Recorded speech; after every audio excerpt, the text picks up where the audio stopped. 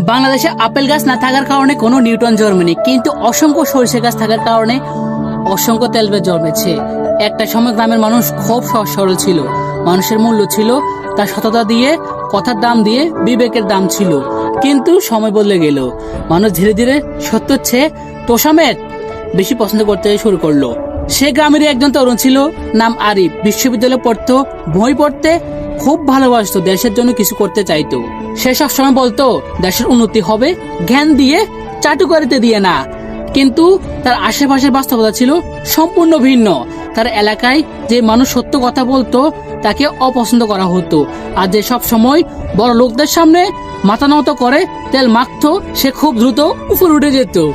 একদিন আরিফ একটি অফিসের চাকরির জন্য ইন্টারভিউ দিতে গেল। তার যোগ্যতা ছিল সব থেকে বেশি, কিন্তু চাকরি পেল এমন একজন লোক যে বোর্ডের সামনে শুধু প্রশংসা আর তোষামেত করছিল। আরিফ খুব কষ্ট পেল।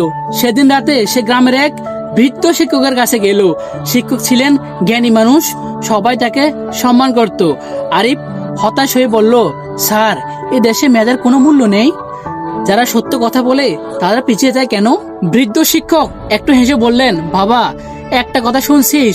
বাংলাদেশে আপেল গাছ না থাকার কারণে কোনো নিউটন জন্মেনি, কিন্তু অসংখ্য সরিষা গাছ থাকার কারণে অসংখ্য তেলবীজ জন্মেছে।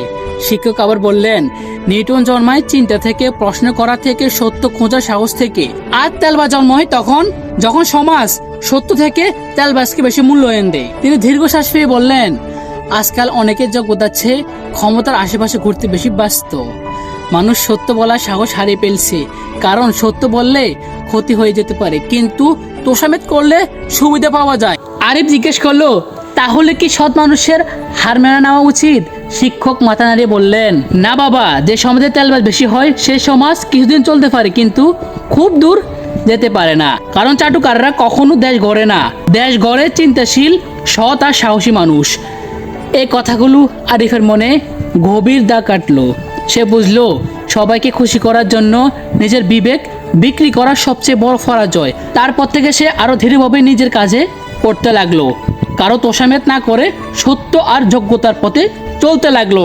বছর কয়েক পরে যারা সব সময় তেলবাজি করে বড় হয়েছিল তাদের অনেকে মানুষের সম্মান হারিয়ে ফেললো, কিন্তু আরিফ ধীরে ধীরে মানুষের আস্থা আর সম্মান অর্জন করলো। কারণ মানুষ শেষ পর্যন্ত অভিনয় নয়, আসল চরিত্রই মনে রাখে। তেল দিয়ে হয়তো কিছুদিন উপরে উঠে যায়, কিন্তু ইতিহাস জায়গা করে নেয় শুধু জ্ঞান আর সততা দিয়ে।